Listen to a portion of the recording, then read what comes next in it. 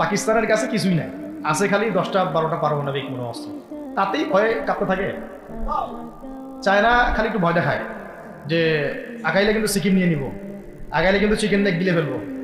চায়নার ওই ছোট ছোট যোদ্ধাদের কাছে যে মাইকটা খায়, আর আমাদের এখানে দেখা যায় যে সীমান্তর মধ্যে একটা একটা কৃষকও যদি সীমান্ত থেকে দূরেও হাল চাষ করে, ওকে গুলি করে মেরে ফেলে।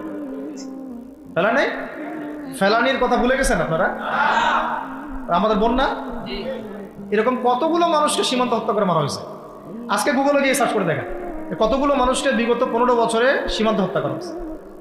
তো এখানে আমাদের স্বাধীনতার প্রশ্ন আসে না, এখানে গণতন্ত্রের কথা আসে না, সার্বভৌমত্বের কথা আসে না, না, বরং তারা ক্ষমতার জন্য ওদের কাছে ইমান বিক্রি করে দিয়েছে। ভারত আমাদের প্রতিবেশী, সবচেয়ে বড় প্রতিবেশী, আমাদের বন্ধু। আমাদের যুদ্ধের সময়, 1971 যুদ্ধের সময় আমাদের সহযোগিতা করেছিল। আমরা তো ভারতীয়।